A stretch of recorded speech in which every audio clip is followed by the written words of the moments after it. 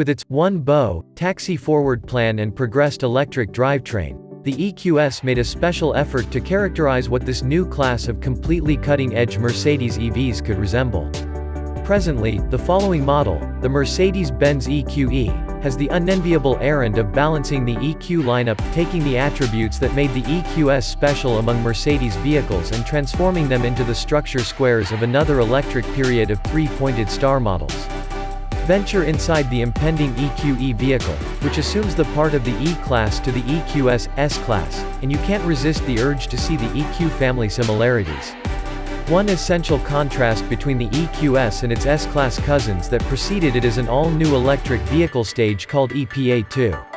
EPA2 will be utilized in no less than 4 creation models: the EQS and EQE cars as well as SUV adaptations of both, the EQS SUV and the EQE SUV. Consider them a family that chose to all wear matching sweaters for a vacation photograph, though the others, similar to the GLB-determined EQB, resemble that one uncle who didn't receive the message about what to wear this year.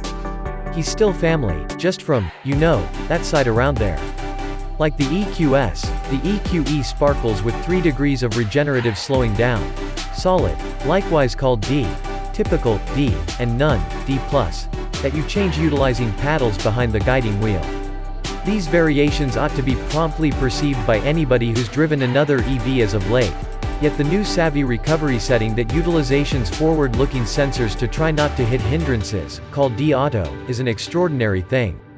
Messing with these various degrees of region slowing down, setting the vehicle to D+ for unadulterated drifting on the Autobahn and afterward moving to shrewd one-pedal mode, D-Auto or D, relying upon your inclination, in the city, is totally an underestimated part of partaking in an EV, and ought to be a programmed component of any new model.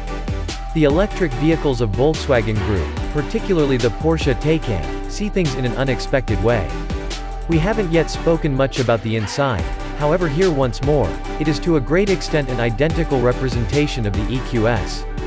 The highest point of the dashboard felt a digit high, lessening perceivability such that wasn't generally charming, however not such a lot of that it made the vehicle undrivable. The MBUX hyperscreen choice is accessible here, mixing 3 separate screens, one for the driver, one for infotainment, one for the front traveler, behind a solitary, 56-inch bended glass surface. Picking the standard infotainment choice, sans hyperscreen, ought not be limited, as the wood decorate that replaces the screen is delightful, totally at home in the extravagant inside. It ought to likewise be noticed that standard framework is as a matter of fact the spick and span representation situated adaptation of MBUX saw as somewhere else just in the S-Class and SL. So a downsize may be, yet further developed than the Mercedes standard.